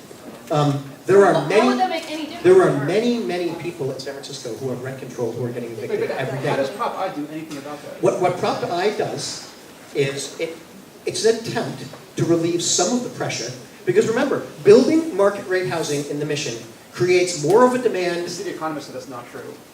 Where's the proof of that? Okay, why don't you let him answer? Right. We have city studies, we have city studies that say that when you build market rate housing, it creates an additional demand for more housing. The people who move in there are going to create more jobs by virtue of their moving in there, and that creates, it puts more pressure on the overall housing market than it solves. All right, that is the city study. All right? And in fact, Peter was saying it's about 40 or 50%. I don't remember the exact details. I've written about this. You can read all about it in 48 Hills. So we should clarify, there's 2 different studies I think you're referring to. No, You're talking about the Nexus study from 2006. Which is They're not a talking city about, study. hold on. I'm talking about Thomas Egan, the city economist's study, specifically assessment of the mission Right, moratorium. exactly. No, Which it wasn't- suggested it was- that by restricting supply, it would drive up pressure on existing housing. The Nexus study was not done by the city's economist. It was done by a local economics group that was hired by the city. That's how they do Nexus studies. We hired somebody to do that. And that suggests, and again, I really honestly believe that if the 16th Admission project went forward, and you put, 135, whatever, $2 million condos in that corner of the Mission, I think you would drive up property values all around the surrounding area, and you would see more evictions. I do think that's the case. So, it is not true that people with rent control can avoid being evicted. Buildings are Ellis Act all the time. People are evicted all the time on pretenses. People are evicted because they say that the owner is going to move in, and then they don't move in, and the only way the city can crack down is if the person who was evicted comes back 18 months later and checks and sues. Right? Unfortunately, we do not have the level of effective eviction protections that we need in San Francisco. And most people who are facing eviction, many people who are facing eviction, don't have the resources to hire a lawyer. I mean, in San Francisco, if you get arrested for a crime, you're guaranteed the right to an attorney. If you get an eviction notice, you're not. So why not fight for all that stuff? If we Yeah, are, but it's a great if idea. I Yeah, oh, I Why do you have to do think, that? I think there's a multi-pronged approach to the housing crisis. Many different things have to be done. One of them, I think, would be for the city to spend 10% of what it's spending on the Bond Act on a full office, fully staffed, of nothing but eviction lawyers to defend anyone who gets hit an eviction That notice. would be great. Right? That would be a really great thing to do. So Ed Lee says, yeah, that's a good idea. We'll give you $1 million. You know how many lawyers $1 million hires compared to the demand? Yeah, a few more nonprofit lawyers work for less. But nowhere near the demand. So please understand, no one, as I say, no one I know, and I'm certainly not saying that Prop I solves the housing crisis. All right? It is a little tiny window of a breather to maybe do less harm in the short term. But this is going to have to be a multifaceted thing, and we're going to do a lot of things to address the housing crisis, not just one. The general takeaway of the Egan report was that the Mission is already gentrified without heavy market rate housing. That, like, in terms of the new market rate housing dries up land cost and all that sort of stuff. A project like 5M, that's going to be built on 5th and Mission, right around here, like, I think there's a pretty good argument to make that that project is going to drive up housing or land costs around it. The Mission is one building getting built, a new market rate building getting built is not going to do that, right? We're kind of at a point of no return in the Mission. It depends where you look, actually. 16th and Mission is very, very different from 22nd and Valencia right now. Where the Vita project was built, I would agree. That area was already heavily gentrified, and where that project was built and the number of units that it had, the quantifiable impact on housing prices around there was probably pretty minor. 16th and Mission is a different story. Bryant and 18th is a different story. I don't know. I live on 15th and Mission, and that whole area is already like just turning like crazy. Like obviously, the 16th and Mission Plaza, is what it is. The navigation center is a block away. It really is a kind of a kind of mixture of a lot of things going on right now. But you have $1 million condos across the street from where I live, like on 15th and Mission. So in terms of, I don't agree with your Prop I explanation, but if I was to try and explain Prop I on behalf of, which I can't really necessarily do, but my conversations with Meta and others, like, the Mission for the first time in like a decade has 2 nonprofit housing developers. And the city has a policy of not demolishing existing housing because new housing is invariably, of course, much more expensive than existing housing. So there's only a handful, like a dozen or a couple dozen lots of land left that are large enough to sustain large projects that can be redeveloped for 100 units of housing or more. And so what these 2 nonprofits or Meta is trying to do is really to push the pauses away so they can secure the remaining plots of land to develop it for income tested lower income populations. Again, the Mission is like blessed and cursed with the fact that it has 2 BART stations under it, and it has 3 retail corridors, and it has a mix of single-family home and apartment building. Well, I don't think that. Yeah. Yeah, but this is like way before the Google boom. In the first .com boom, like they were having very, very similar struggles with live work. So the Mission building about 100 units a year. Oakland's maybe built fewer than 4,000 units in the last cycle. Both are gentrifying really, really rapidly, even though they're not necessarily producing a lot of housing. Shall we move on? Please. Okay. We could talk about Prop I all night, but Yeah, So there's a bunch of questions just kind of about the overall political dynamics. I would say about 5 of these cards are about the failures of the city's officialdom to adequately enforce the laws that already exist as they apply to surplus lands, as they apply to the city's duty to enforce short-term rental zoning regulations.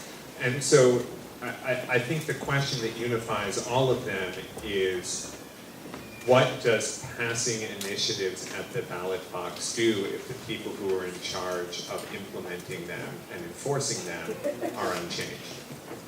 it's a very, very good question. And it's a serious problem. The lack of enforcement, part of it is, all right, the city just decided, that the mayor's office decided not to enforce the laws against tech shuttle stopping and muni stops for 3 years before we finally came up with a problem. I saw the memos, I got the memos, and they basically said, the MTA basically said, we're going to agree not to give these people tickets, we're just going to let it go and let them break the law. And the same kind of thing happened around Uber and Airbnb. The mayor's office saw Airbnb as a local company that happened to have one of its big investors, his best buddy, run Conway, and they basically just decided to turn a blind eye to it and regulate it later slowly. So there's some of that. It's a very big challenge to enforce the existing laws. That's what I was talking about the tenant lawyers. The city does not have an enforcement process. For example, if I am a landlord, which I'm not, but if I kick out a tenant and say my daughter wants the apartment, and my daughter never moves in, and a year later I rent it out to somebody else for 5 times the rent, nothing happens, because the city has no enforcement. The city has no ability to go out and check that. So it's a very big problem. Now what Prop J does is it creates what's called private right of action. It lets the neighbor sue, It lets the neighbor, F for fix. I know. The short-term rental. The short-term rental. The Airbnb I think initiative. there were some people who scrawled some things on Airbnb's other headquarters that said F stood for something else. I keep thinking, all right, I'm trying to remember. F is for, they're trying to fix the problem. I is for, I love San Francisco, whatever. The A is for affordability. A is for affordability. And Aaron yeah. Peskin, right? And Aaron Peskin, right. But this law does include a private right of action, which basically says, which we don't have on owner move-ins, it's very hard to do, but we would have for this, and we do have to a certain extent in the existing law, which says if somebody down the street has evicted all their tenants and turned their rental property into a hotel, and the city doesn't do anything after 60 days, you can go to court and sue them. So individuals can. Now, of course, Airbnb says neighbors are going to spy on neighbors, and I think we're going to see this happen very, very rarely, but it does at least put people on notice. Now, the other thing, though, that's more important about the short-term rental law, not Prop I, the short-term rental law, is that the onus is on the hosting platforms. It says that the hosting platforms can't by law list a unit unless they have a registration number. Right? So Airbnb, VRBO, any people, if they put it up and it doesn't have a registration number on it, and this is much easier to monitor. I mean, 3 guys in an office at City Hall can check those every day. And if they don't have a registration number, we can fine Airbnb or VRBO or whoever. So that will actually make it possible to enforce the short-term rental law. Well, I was just going to add to that. I think in terms of just the broader point I wanted to make about enforcing laws and was that, I think particularly with Airbnb, the challenge is in terms of political activism, you need to be able to find, who gets hurt by this exactly. Like, politicians and policymakers and people in City Hall will respond when there's enough political noise and enough, and there's enough people who are hurt by certain things, whether it's an eviction or whatnot, and they will respond to that. So, the mismatch between all this is, okay, who's getting hurt by this? The general, it screws over the taxpayers, it screws over the housing supply argument that people make, I don't think necessarily brings as much action as if there was an individual story to be told. Yeah. Well, there is that political problem. It's an odd mix. The anti-Airbnb coalition is an odd mix. There's a lot of landlords involved. Landlords don't like what's happening because they think that if they own a building and they rent it out to tenants, the tenants should not be allowed to sublet that without their permission. Right? So there's landlords who feel that they're being hurt.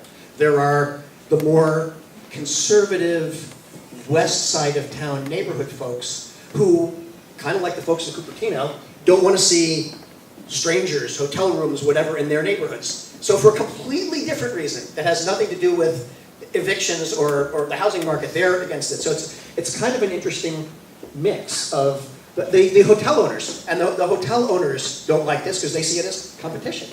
The hotel workers don't like it because they see it as their jobs. So there's a whole wide range of people that are on this coalition on one side. And on the other side, you've got Airbnb and the hosts. And some of the hosts say this would hurt them. But the reality is, it would only hurt people who are doing it illegally. You can still do it. You just have to get registered. And if you're doing it right now, the main thing about this for me is not the 75 nights or the spying laws. It's like, if you're doing it now and you're doing it legally, you can still do it and do it legally. If you're doing it illegally, it'll stop. And that's what this is, and that's why Airbnb is upset. But that's not true in every case. If you were doing it legally in an in-law unit now. Right, that's true. Or if you're doing it for more than 75 nights a year. And we could argue forever, should it be 75 nights or 90 nights, and I wish the Board of Supervisors had included this provision in their law so it didn't have to go to the ballot. All the supervisors had to do to avoid this whole thing was include the provision that said the hosting platforms can't put it up unless there's a registration. Then we could amend it, we could change it, 80 days, 180. I don't really care how many days it is. Can we still amend it? Well, the problem is, once it's on the ballot, you have to go back to the ballot to change it. Well, that's what I'm saying. Like, why can't we just fix the law that was passed right now? Well, because there weren't 6 votes. Because there weren't 6 votes. Because Airbnb got in there and lobbied heavily, and we only had 5 votes to put in the requirement that the hosting platforms only accept registered units. If there were 6 votes for that, none of this would ever have happened. But this is sort of a general, problem with ballot box planning or ballot, just generally. I agree. The ballot box is not the best way to do this. Right now, it's the only way to do it. It's the only way. And the reason that we have the initiative in California is because sometimes It was started when Southern Pacific ran the state government, and you couldn't get anything done through the state government. Sometimes it's the only way to get anything to happen. But it didn't need to. It didn't need to happen. And now if it passes, Airbnb is going to have a lot of regulations they don't like at all, including the in-laws and including less hosted days and all this other stuff. If they just gone along with make the law enforceable, we'd be done. More technical question here. How long does affordable housing stay affordable for? There's several different kinds. Most of the affordable housing that's built in San Francisco now is affordable forever. There were units built 30 years ago with federal subsidies that included, they have to be affordable for 25 or 30 years, and a lot of those are running out now, which is creating a big problem. The current affordable housing that we're building is forever affordable. You're talking about affordable rental housing. Affordable rental and affordable, yeah. The housing, what we now call affordable housing that we're building in the city. Are you counting rent control in that? Because if it gets vacated and No, I'm not reset, counting rent control. then it gets reset. No, I'm not counting rent control. I'm counting city subsidized, federally subsidized, nonprofit constructed affordable housing units with a permanent restriction on the deed stays affordable forever. What about the luxury housing that builds affordable housing? Those are under covenants that expire. Most of the developers now are not building on site. Most of the developers are paying a fee to the city in lieu of building that housing on site. That fee goes into a fund that the Mayor's Office of Housing collects. And when there's enough money in that fund, they give it to a nonprofit to build permanently affordable housing. How do you feel about the difference, I mean, with that fund, with those funds that are collected, how do you feel about apportioning that to like small sites acquisitions of existing rent-controlled housing with vulnerable tenants versus building new? I think buying existing housing is cheaper. It's cheaper. It's as I said at the beginning, the most important thing is to preserve existing affordable rent-controlled housing. And in fact, in a housing crisis, the existing housing is the cheapest. It doesn't cost the city any money to have rent control. That's the San Francisco taxpayers don't have to put up a bond act to protect existing housing. And if we use that money to buy it every time a rental unit goes on the market, if we bought it up, we could probably buy it cheaper than replacing it. And the part of what the city is working on in terms of affordable housing that always gets lost, and I'm a culprit of this as well, in this, because it's so long term, is how much the city is spending, even as a portion of the bond, on redoing the public housing. It gets lost so much because this has been a fight for years, and we're finally going to start to see some of this rehabbing coming out of the ground. But the city has a lot of public housing that is in desperate need of renovation, and they're getting that financed now, and they're starting to figure out how are we going to renovate it, how are we going to relocate people as we're renovating it. But it's a huge cost. It's about a third of the housing bond, maybe a little bit less, but it's a huge cost. And that's because HUD stopped paying for that years ago. I mean, that used to be federal money. And when HUD stopped funding that, it fell on the city, and the city just couldn't afford it. And God, you're right, there's like 6,000 units that need to be fixed right now. Do you give Mayor Lee any credit for getting that done? I'm just curious. Oh, no, I mean, absolutely. He's gotten it done, and he had to, because it was absolutely inhuman, some of the conditions here. And he did get it done. But what we have here is this crisis where some of the money's got to go to basically clean up the federal government's mess, because they allowed this to happen and then wouldn't pay for it. So now we have to take our money that could be used for small site acquisition or for building new affordable housing, and we have to clean up HUD's mess because Congress has defunded public housing. And the only thing that Congress wants to do with public housing now is privatize it. Yeah. That's the only thing they want to do. Since Reagan. Can I have a small elaboration about market rate housing that I'm curious about? Now, my understanding is that the low market rate housing is subject to inflation, that citywide it goes up by about 3% every year, rent goes up. Does that damage their long-term viability? I'm not an expert on this, maybe Peter can answer that, but city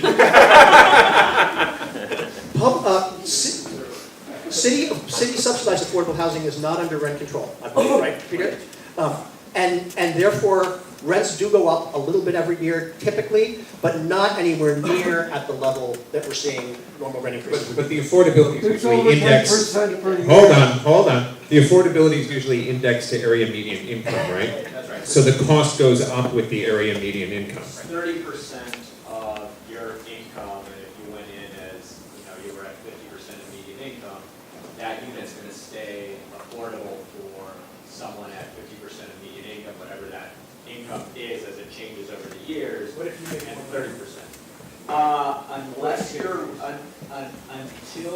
your income doubles, so you do have to be income certified in most cases, you are in that unit for that rent. And what happens when your income doubles? You know, I'm not sure.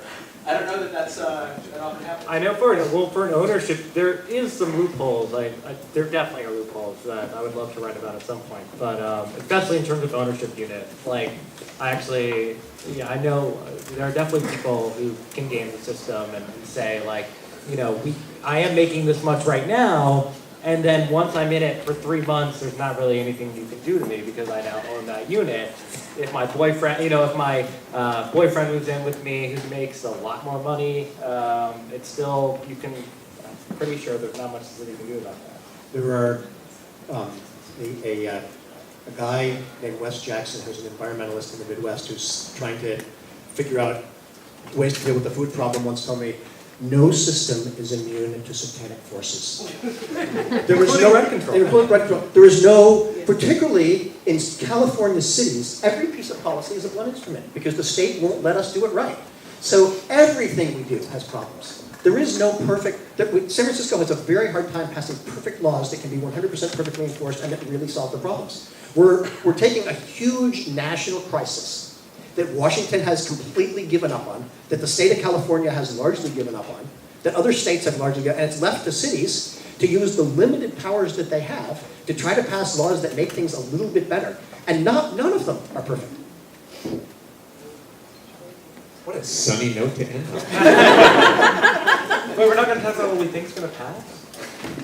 Really? You want to? No, I don't know. I want to hear Tim. You want to go out? I just want to hear Tim talk about it. That's all. By my watch, we have 3 minutes remaining. So I'll give you 1 minute each for predictions. Tim, go. I think Prop F, yes, fix. I think Prop F is going to pass narrowly. I think Prop I has got a much, much tougher.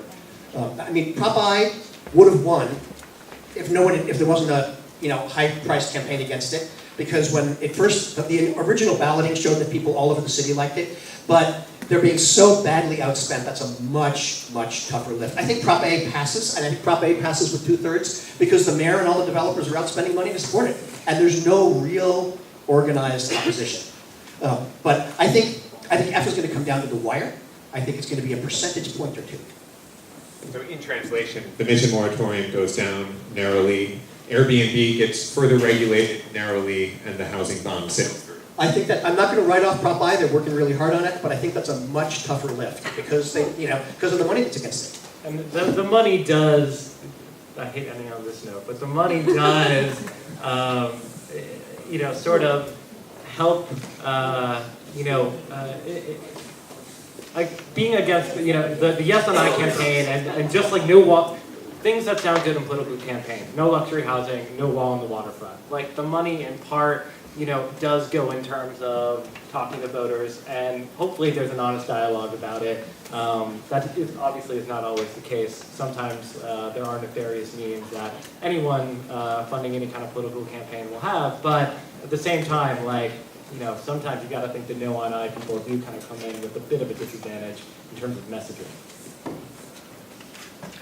That's why they're spending so much money. That is why they're spending. I haven't seen the poll data, so I don't. I wish the Cron funded polls or something. They don't have that much money. I haven't seen that much independent polling myself. They're all internal. I did have a developer give me the fear situation that A fails and I passes, then the mission passes this moratorium, but then has no money to actually fund its particular vision. I'm hoping there's a graspable narrative to grab out of all this as a journalist. But if I fails and Aaron Peskin wins and the housing bond fails, there's going to be a lot of weird signals of what that says. And we don't know. Easily graspable narrative. Journalists still have job security. So let me just say the big thing that's going to decide this is who votes. We're going to have very, very low voter turnout. And if you folks, how many people in this room are registered to vote in San Francisco? All right. How many people have already voted absentee? Okay. If you've got the absentee ballot, vote. If you don't, show up on November 3rd and vote, because this is going to be such incredibly low turnout that on Prop I, hey, it could come down to 500 votes. It could come down to the people in this room. going and voting, whatever you think is right on those initiatives, but that's what's going to matter. It's a terribly low turnout election. So go and vote. All right. Prop J. Thanks, Al. Tim Redmond, Cory Lambert. Thank you all.